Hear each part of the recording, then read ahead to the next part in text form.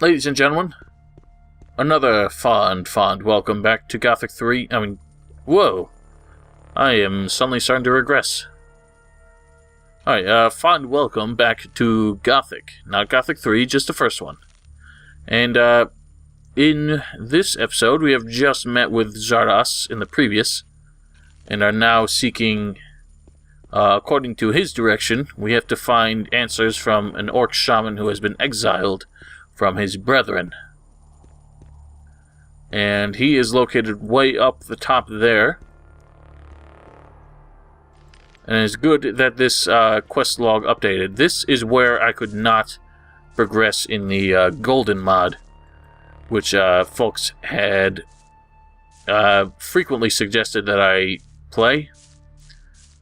I'm just sorry to say that it absolutely did not work, and there's nothing I could have done about it. Whoops-a-daisy, that didn't work as well as I wanted it to. Well, needless to say, that's not the brightest idea if you're trying to do this without exploits such as I use. But, yeah, from what I read on, like, Good Old Games forums and everything like that, the golden mod for just about everybody, at least playing the English version, always bugs out in the same way. Essentially what happens is the quest log does not update after talking to Zardoz, and so the orc shaman that we need to talk to never spawns. And that's a huge problem, because even if you use console commands to spawn him, he has no dialogue, because the quest log never updated. So needless to say, it is not advantageous in any way. Alright, so I don't think... Oh yeah. So I don't think, actually, we can test and see... I think the fireball is supposed to do as much damage as ball lightning does. Ball lightning max damage per mana is 20. Fireball max damage per mana is 30, so I guess not. Alright, so I wouldn't be able to test it, but the fireball might be better against orcs. It would be nice if there was a way to actually be able to read the resistance values of some of the enemies, such as orcs. But fireball doesn't seem to be that useful simply because... Oh! Alright, well, it did set him on fire, but it doesn't stun him. But the fire effect is quite nice. Now, Storm of Fire would be useful here if it wasn't for the fact that the orc shaman we need to talk to is standing right over there, and he would be easily damaged by our spell. But thankfully, like most crucial NPCs in this game, he actually has infinite health. So we don't really have to worry about him dying. Ouch. Wow, he had 4 combo. I thought they only had 3.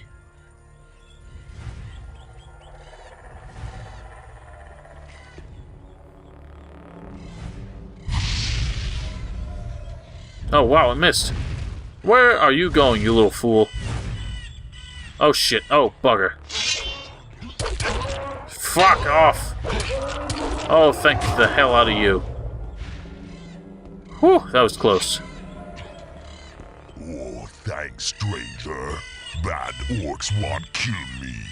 Old brothers, today enemies. Who are you? Name Urshak. Be son of the spirit. People call shaman. How do you know our language? Urshak be slave of humans in mine. Run away. Happened many winters ago. You were a slave in the mine? Which mine? Mine be under village in Hollow. Why do your brothers fight you? Urshak in disfavor. Besmirch creed in Urshak. Believe Urshak bad demon. What does Urshak mean? Humans call sleep. You mean sleeper? That's humans say sleeper. What do you know about the sleeper? Be 5 brothers. be many winters ago, be sons of spirit, like Urshak. You mean 5 shaman? Call Urshak, one defeat clan of enemy. 5 brothers that built temple under earth for Urshak. A subterranean temple for the sleeper? That's what Zardoz must have meant when he spoke about the entrance being in the Orc town. What happened in the underground temple? Brothers that give heart to Urshak. But Urshak be bad. Urshak curse all who build temple. Brothers have no heart, be dead and live, be both. Urshak now have heart of brothers, heart now be power for Urshak. What happened to the workers who built the temple? Urshak curse all, workers too, be all dead and live, both at same time. Didn't the orcs at the surface do anything about it? They seal temple. Brothers today worship Urshak. Urshak gets sacrifice, so no become bad. Urshak think sacrifice bad thing. I said Urshak bad. Brothers no want to hear. Brothers say Urshak go. Brothers hit Urshak. I need to enter the underground temple. Can you take me there? Urshak say thanks to stranger. Stranger save Urshak. But entry of temple be home. Urshak home no can go. I see. You mean they won't let you go back into the Orc town? Well, looks like I'll have to fight my way through. Brothers home very strong. Brothers be very many. Stranger no go. Many warriors. Stranger die. Other sons of spirit home. Stranger make fire. Then stranger die. Okay, but I have to find a way into the temple. Urshak no way. Stranger wear ulumulu. Ulumulu? What's an ulumulu? Be sign of friendship. Brothers respect ulumulu. Stranger wear ulumulu. Then stranger no die. Where can I get this ulumulu? Stranger go see friend of Urshak. Friend of Urshak give ulumulu. Stranger wear ulumulu. Then stranger no die. Yeah, I have the no die bit all right, but where can I find your friend? Friend of Urshak in mind of humans. Friend no run away with Urshak. Friend be ill then. Were you held captive in the old mine? Urshak no understand. Were you a prisoner in the abandoned mine? Urshak no word. Were you held in the free mine? Urshak prisoner in mine under village in hollow. Urshak think people call so.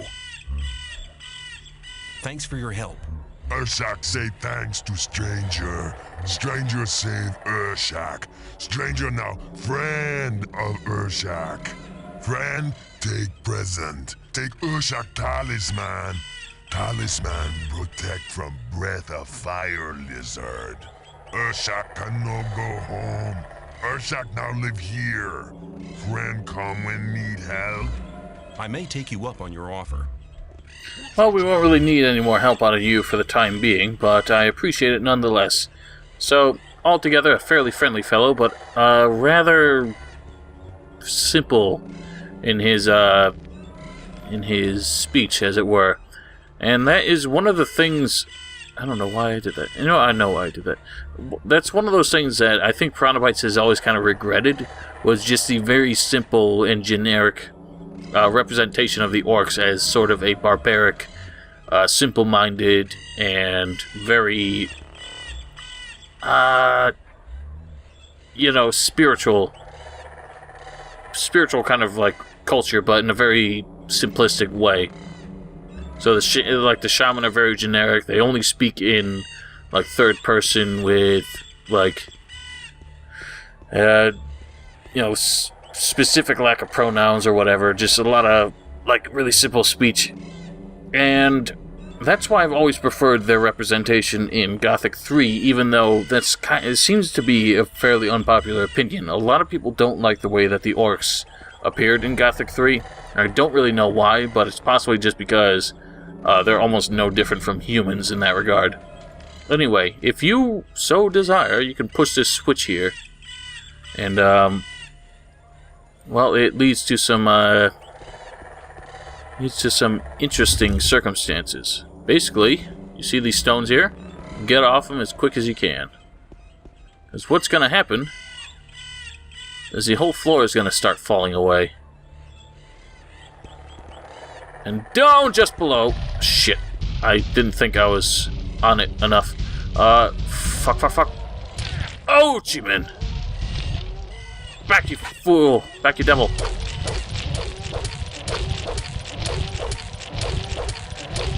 Well, what I was trying to avoid is precisely what just happened. So, you fall down here. There's a stone golem who accosts you immediately. And you're kind of stuck down here. Now, this is just kind of a really dirty trap on their part. Especially because there's nothing really down here. There's a couple potions, but none of them are any good. This orc talisman that Urshak gave us is in fact just the same thing that we had gotten from Milton before. So these switches here bring down these pillars, and this pillar is the one you need to get up. This one operates a little bit too quickly for you to use effectively. But if you hop on this one, it'll eventually go back up on its own.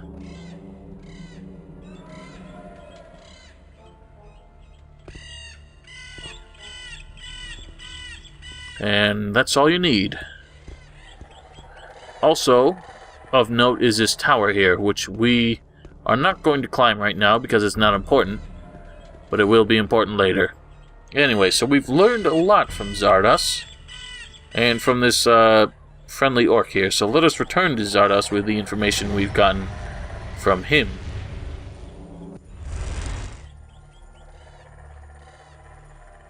I have the answers from the orc shaman. Well, then report. The 5 orc shaman that invoked the sleeper built him an underground temple. Its entrance is in the orc town. That's right. Ungrateful as he was, he tore out their hearts and condemned them and the workers to an eternal existence as undead creatures. Very good, very good. The orcs locked the temple and started making sacrifices to appease the demon. Have you found a way to enter the temple? Yes, there's an orc who... No details. Go to the underground temple. There you'll find the only way to destroy the barrier. I don't understand. Didn't you call on me to help with the destruction of the barrier? That's right, but... Then go. A lot of time has already been wasted. Go into the underground temple to find the answer. Well, so be it. Well. So, for those of you wondering, Urshak said that the way to get the ulumulu, which is the talisman that allows us to pass the orcs in the town freely, he said his friend, who is still in the mine he was enslaved in, is the one who can give it to us. He did not say specifically which mine, because he could not think of what the humans called it. But he did say it was the mine beneath a village called Hollow. If you remember, the Hollow is what Okil, the mercenary, referred to as the small, quarry right above the free mine. And so that is our destination, as it were. So let us return to the new camp. Have you spoken to Xardas? Well, Well, what? the whole thing's not the way you think. What do you mean? He needs to find a way how to blow up the ore mound. The ore mound, it's grown very high. Find Xardas. He needs the help. I have no idea why the hero said that for some reason. I also don't know why Riordan is here. I've been expecting you. Oh, I guess I do know. You've been expecting me? Why? Gorn asked me to send you to him as soon as you arrived. What's up? He has a plan to free the occupied mine. Is he still guarding the entrance to the mine? Yes, please see him as soon as possible. Show me. So it is fortunate that Gorn is now ready to mobilize the counteroffensive to take back the free mine. Because that is exactly what we need to happen. Do you have any ore? You do not. You just have potions. Alright, well, I think... one of the things I wanted to do, another thing I had wanted to do, we will also read the books in the library, but I did want to speak with Lee. Because if we can actually join the mercenaries before joining the water mages, then something pretty good can come out of that. I believe that if you were like a guard in the old camp and you joined the mercenaries first, I believe, or even if we can do it this way, I believe you can still join the water mages after, and there's a particular reason I want to do it that way. Hello. What do you think about the mine? They've gone too far. They'll be sorry for it. Alright, so I can't talk to him, and I think if we talk to Xardas, we'll just immediately become a water mage. The reason I wanted to do it the other way is because I wanted the strongest mercenary armor that can actually be a huge help. I think it's stronger than the mage's robe, so... Greetings. Does that mean that I now belong to the Guild of the Magicians of Water? Not yet. First you need to take the Oath of Water. But I've already taken the Oath of Fire. It doesn't mean you're breaking your vow. I don't understand. You're extending your vow. That way you'll become a magician of both elements. Then Loopholes! I love them. fire, as well as the wisdom of water. I'm ready to take the oath. Servant of the fire, you shall now receive the blessing of the water. Now speak the words of the oath. I swear by the might of the gods. I swear by the might of the gods. And by the power of the holy water. And by the power of the holy water. That my knowledge and my deeds from now on and forever shall be one with the water. That my knowledge and my deeds from now on and forever shall be one with the water. Until my body shall return to the realm of Beliar, and the source of my life shall dry out. Until my body shall return to the realm of Beliar, and the source of my life shall dry out. With this oath, you unite the power of the fire and the blessing of the water within you. You have now bound together what was apart before. May your life be a sign of the unification of the elements. Wear this robe as a sign of your bond with the holy water and with Adanos. Adanos. So let's take a look at this. Oh. So the water robe is actually even stronger than... If the basic water robe is even stronger than the high robe of fire. But we can still get a better one. I'd like to wear the high robe of water. The time has come. Damn right I am. Can you instruct me? There is one more circle you don't know yet. I shall teach you as soon as you're ready. Now that's not actually true, because there are in fact 2 circles that we do not know yet. But we'll learn this one now if we can. I am ready to enter the 5th circle. So be it. I shall teach you the power of the 5th circle. The storm of fire, the wave of ice, and the power to destroy the undead are now spells whose runes you can use. But the mightiest spell of the 5th circle is the Ripple of Death. If you ever possess this rune, you'll have dangerous powers. Be careful to use this kind of magic as little as possible. It's a gift from the god of darkness. You have now learned everything I can teach you. Expose your limits, then you'll recognize your true power. So altogether, though, mages of water are more powerful than the mages of mages of fire, clearly. And I think, I can't really remember, but I think the mages of water are actually the faction, the magic faction that you can join the latest. You can't join them as soon as you join the Templars or the mages of fire, for example. So this is the library here. These are the books that would have educated us in the matter of taking down the golems. Namely, these 2 here, the Arcanum Golem. So this one, the only plausible Swords, axes, and bows do no damage to stone golems. The blunt hit of a warhammer causes cracks in the golem until it finally bursts apart. Ice golems are somehow related to the stone golems, though their physical substance seems to consist of water. Familiar weapons slide off the surface of this being. A magician of fire reported an encounter with such a creature, but apparently didn't see much of a threat to it. And that's because he was a magician of fire, ergo he blasted the thing with holy fire and it melted. Fire golems. Apparently the lightning bolts and ice had some effect on the hellish creature. So lightning bolts and ice are simply because those actually share a damage type in this game. At least that's the way I see it. Now here we have 2 books on the Battle of Varant. And these are interesting because they expose a bit of backstory on Myrtana. Robar, the strategist, chose to attack. He assembled his troops and had them storm the enemy's weak right flank. Did not waste time on long skirmishes, but thrust the enemy army like a sword and cut down their defenses as though they were made of paper. And on he drove his troops, advancing on the borders of Varant. He knew that to win this fight he would have to disperse the enemy army and prevent Gelon and Lukor uniting and dealing him a crushing blow. He would have to sever their supply lines to secure victory.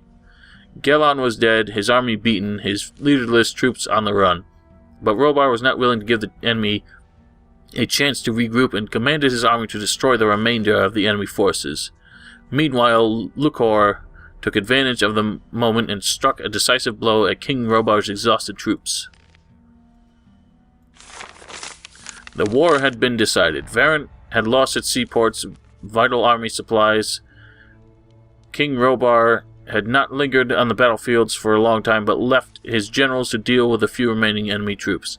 Varant had only one large force left, commanded by Lukor, the most capable warlord of the Varant army, who had more than once turned defeat into victory. But now his army was trapped. The situation was hopeless, even though his army greatly outnumbered the enemy. Lee, a war hero from Myrtana, had lured him into this trap. The heavy cavalry had been unable to fight on the thick swamped ground of the narrow valley. Lee's soldiers had occupied the range of hills surrounding the swamp, and they had struck repeatedly, decimating the army. The desperate sallies his troops had launched had been cut short in pools of blood. He was beaten. So we never hear more of the story of Lukor and Gelon in the War of Varant outside of this, but it does clarify Lee's role in the army. He was a very distinct and decorated war hero. So his presence here in the colony is, needless to say, pretty legendary.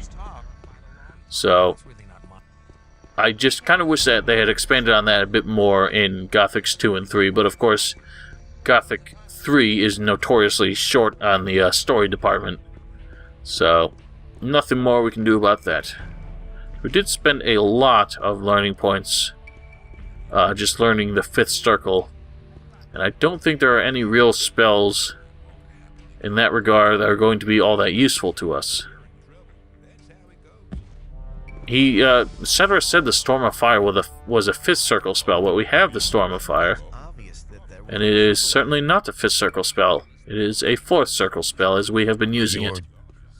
For the Oops, I skipped some dialogue on his. I want to... Do you have new runes? Good lord, you got jack shit for runes. Why do you have jack shit for runes? Perhaps Zardoz has something better for us. He does have the Destroy Undead rune, I think. But let us see if he has anything that will actually be useful in the free mine here. One more thing I did want to talk about. My friend Loannis Latham, who I shall hitherto refer to as Mr. Latham, clarified. He had told me before how he had experienced a circumstance in which Bloodwind did not attack him outside the gates of the old camp after the whole fiasco with the fire mages. So I thought, based on what he told me before, I thought that was him finding some secret condition. Oh, he's only got the Death to Undead. That's a fucking 4th circle spell too. Oh my god, everything's a lie. Learning the fifth circle is pointless. Ah, and he does not have the ripple of death that we heard so much about, which would have been nice. But, anyway. Yeah, so it was not, in fact, an actual, like... I'm glad you've joined. Thanks. It was You're injured. Fuck off, dude. Yeah, so... The thing with Bloodwind was just... He found a random glitch that from what I hear, no one's been able to replicate. It is just, for whatever reason, the trigger that was supposed to make Bloodwind go through the dialogue where he attacks you just didn't work, and for some reason he continued to talk to the player as though he was just patrolling the old camp and demanding protection money. No real comprehension why that happened, why the trigger didn't work, but as I've said, I've experienced a lot of glitches in this game on various different installs where things did not trigger the way they were supposed to, so none of it actually seems to have any rhyme or reason. It may happen to you when you least expect it. You're just in time. We're preparing our counterattack. Taking back the free mine is the first step. You're planning to retake it with just 4 men? Where are all the mercenaries? A frontal attack is no good. Gomez's people are too well entrenched for that. But we could run a stealth mission, eliminating one man after another. That could work. Lee asked me to give you a message. As a magician of the Circle of Water and an experienced fighter, you have been chosen to carry out this mission. I'll go with you. Together we can make it. That hardly seems reasonable. You and I are not really stealth-oriented, and this is not really the appropriate circumstances for a stealth op either. But I guess we can give it a shot. The first step? What will be the second? As soon as the mine is ours again, we'll start looking for the mountain pass that Gomez's people used in the raid. When the pass is closed, the situation will be under control again. I see. Why me of all people?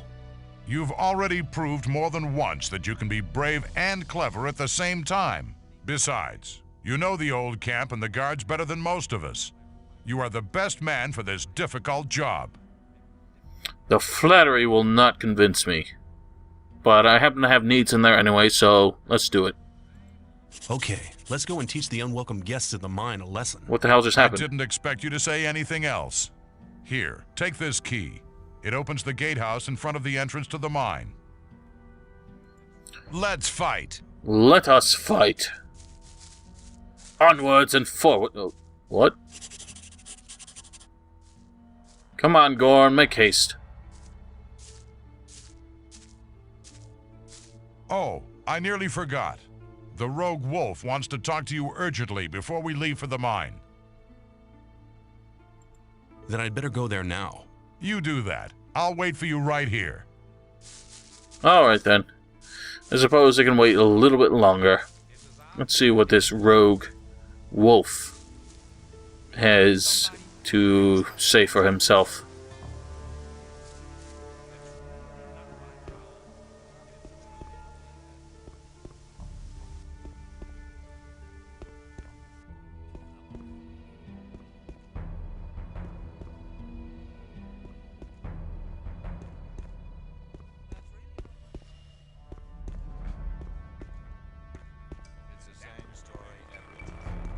Hello, Rogue Wolf. Now, this is something that's always bugged me. Look at him right now. This motherfucker right here. He has a bow and a crossbow equipped at the same fucking time. I used to think, because this glitch would happen in Gothic 2 as well, I used to think that was something you could actually do. I thought you could have 2 different ranged weapons equipped at the same time. But, nope. It's just a glitch. Gorn said you wanted to talk to me urgently. I'm glad you dropped by before you left. Before I go where? Before you go to visit the not-so-free mine.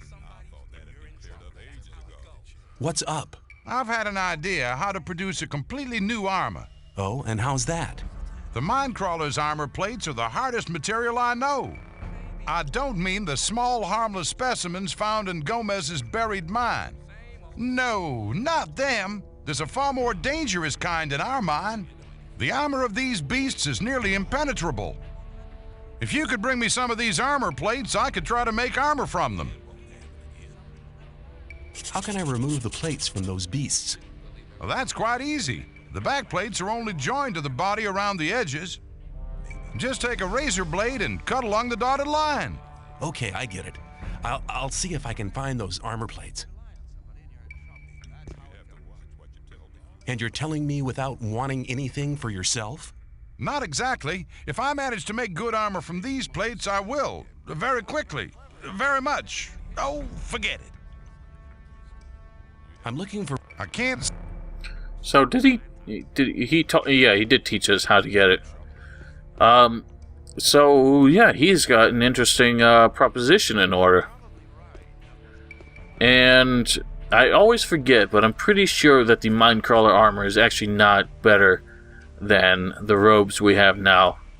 But if for whatever reason you're short for ore and can't afford the best armor of your faction, the Crawler armor is a good way to get it for free after doing this mission. So in that regard, it can be helpful. And if any of you are wondering why I'm always hopping like this, it's because you move a little bit faster when you jump. Especially if you're kind of going down a decline.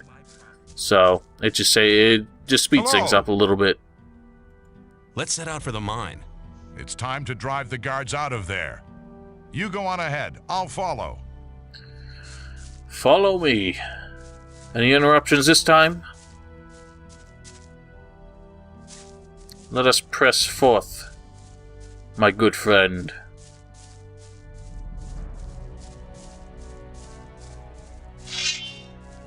So, this fight altogether can be the most frustrating part of this game, especially because Gorn causes a lot of problems with it. You would think having a helper would make this a lot easier, seeing as it has done so in the past, but Gorn has really fucked up AI in the mine, and I will explain why that is, or why I think that is, in once we get inside. Alright. Well, we've been here before, but under somewhat less extenuating circumstances. Watch out! Razors! They What? hunt in packs like snappers, but they bite much harder. We should do away with them. You know me, I like to know what's at my back. Do ya? I'm not even sure how you saw him, because I don't see him either. Oh, there they are. He must have smelled them. What would they be weak against? Tell you what. I can do a couple of these and get them stuck. Come on, go on, keep up. Press the assault. So they are almost exactly like snappers, including their sound samples and everything. But they just do a bit more damage.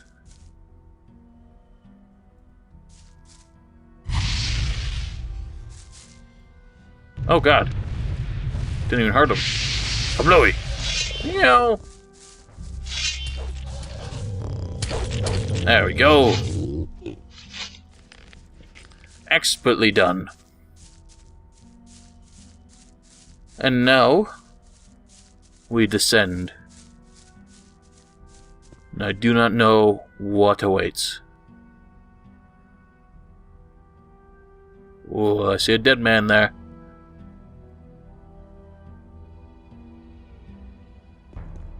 Gorn, what are you doing? Gorn, come on, man. Don't do this to me. I'm counting on you.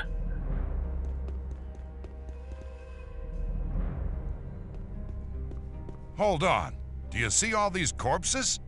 You go down to the entrance to the mine. I'll stay here and make sure that we don't get a nasty surprise thrown at us from behind. When you're down there, I'll follow. Oh, Gorn. You always seem to be so tactfully minded. I mean, tactically minded. And yet, you're always the lucky one who gets to stay behind. So it's interesting that all of these mercenaries seem to have died without their weapons even being drawn. Now, that might, to some people, seem to imply that this raid was in fact a masterstroke on the part of the old camp, but in reality it's just the limitations of the game. They had to have all these guys die. These are all, of course, the same people who were standing here before. In fact, even the ones with names are still here, such as Okil and Swiney, and that motherfucker whose name I can't remember, who's right up there. But, yeah, the gist of it is, this guy's actually got a very powerful axe, too. The gist of it is that they had to they had to run a script that abruptly killed all these guys. And so it wouldn't set their weapons to just disappear or anything, or, you know, end up at their sides to imply that they had actually put up a fight. So it's just a gameplay limitation, nothing big. Boloro, and all you've got is a coin for some reason. So, can't really see any way that the old camp would have gotten down here, but if we do explore the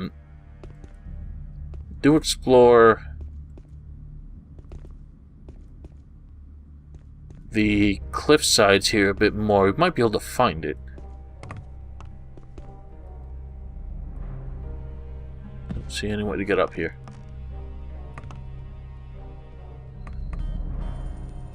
Well, we'll approach from another direction afterwards then. Because down below here... Whoops, overshot it. Down below here we can see just a few guards sort of encamped out front here. And so these are the only guys sort of covering the free mine right now, which is kind of peculiar. You'd think they would have a very strong bulwark here to make sure that nobody could launch a very effective counteroffense. But nope, they all just seem to be kind of chilling here. And wouldn't you know it, our buddy Jackal. Hey, look at that. It's the traitor that switched camps. You shouldn't have got involved with those losers. You'd still be one of us. Even the protection money you paid me ain't gonna help you now. You've gone too far. It was a dumb idea to attack the mine. Seems to have worked though, and you ain't gonna change that, believe me. Hey guys, let's take him out. Oh no you don't. Eat it. And I make a tactical retreat. Because I cannot take all three of you on at once. And Gorn does not... Oh! Well, Jackal fell. Gorn does not seem to get down here fast enough to actually make a difference. In fact, he doesn't seem to be coming down here at all. He is just a douche. So he said he was going to follow us down. But he actually does not. He doesn't show up down here, I think, until we actually open the mine. Which is very annoying, but something we can work around because we have magic. Oh, well, he's still shooting at me. Motherfucker. Boink! Now, Jackal has a crossbow, but for some reason he does not seem to use it, which is to our advantage. Because he would be very deadly if he did. Ah, burn, you fool. And down he goes. Like the bitch he is. And his weapon is a bone breaker. Which unfortunately is not as good as Scar's sword. And I thought one of these guards had a key to the gatehouse. But perhaps I am mistaken. I thought Jackal would have had it, but maybe one of the other guards do. Or maybe none of them do. Ah, well, it just opens on its own. I thought it needed a key. There we have it. The gate is now open. I think now Gorn would be making his way down here. Huh. That guy wasn't carrying much at all. Did I loot Swiney? I just wanted to know if he actually had anything on him.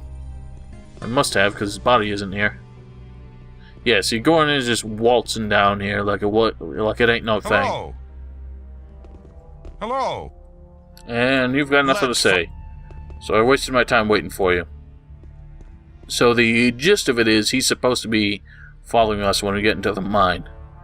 I'll talk a bit more about that when we get inside, but we are out of time for this episode, my friends. And so, next episode, we will begin our assault to take back the free mine. You see all their bodies have moved back. That's actually a pretty funny glitch. If the bodies of NPCs have not disappeared, they teleport to wherever they would be at the time of day where they get spawned. When you come into an area or when you rest, it sort of resets the area, and so the bodies of the NPCs teleport back to where they're supposed to be at that time of day. So it's kind of funny when you see them all hopping about. Anyway, so next episode we will begin to take back the free mine with our good buddy Gorn here, and I will see you all then.